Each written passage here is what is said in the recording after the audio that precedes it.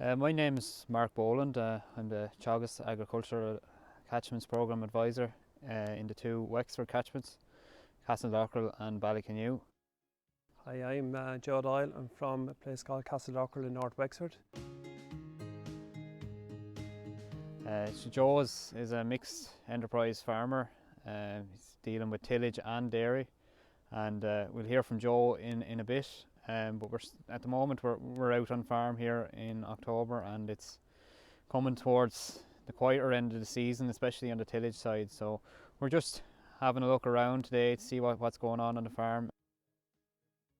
In 2014 we decided to get into dairying. We would have lambed a good few years before that, and we got out of sheep altogether, and we started off with 40 heifers. We're making 100 cows, and hopefully we'll go to 120 or so in the next while, and then we'll see after that. What is the machine it takes to make out a cow is the very same as a traditional parlour, except that rather than having to do it manually, that a robot does it automatically.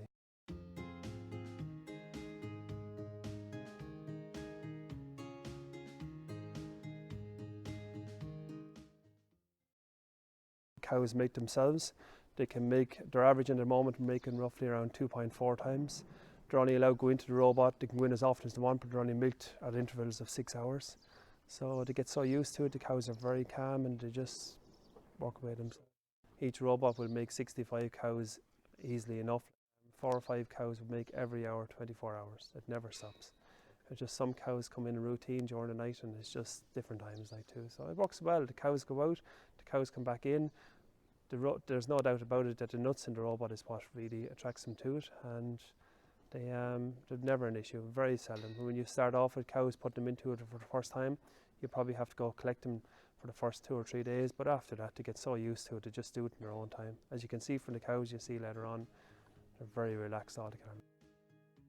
It's just a great way of life, like too, that if you have a job like most people do, if they have an off-farm job or something like that, the robot works very well for that, because you check it in the morning, you check it in the evening, and that's basically it. Like, you're more free time, especially in busy times like sowing and harvest time and spraying and stuff like that. It just frees up an awful lot more time. You don't have to be back in the evening time, you don't have to be here in the morning and stuff like that too. And I suppose when I wasn't born and reared with it, it would have been harder for me to be tied to times like that, and that's why with the robot system definitely suited our system here on the farm an awful lot better.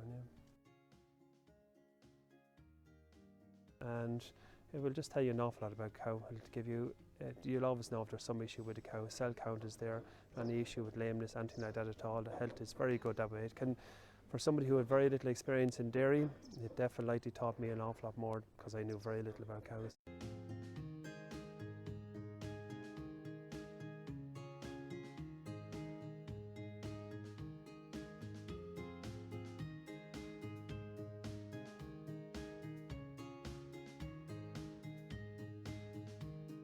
Different groups come to the farm to look at the robots and to be over in the farm to look at it, or sorry, over at the wells looking at the way to test the water.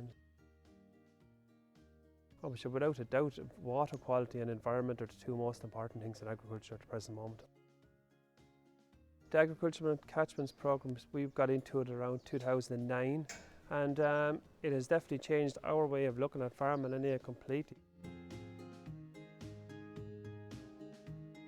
There's an awful lot more focus on the soil, about what the soil needs, rather than what we were putting out. In general terms, we were putting out the same fertilisers and all that.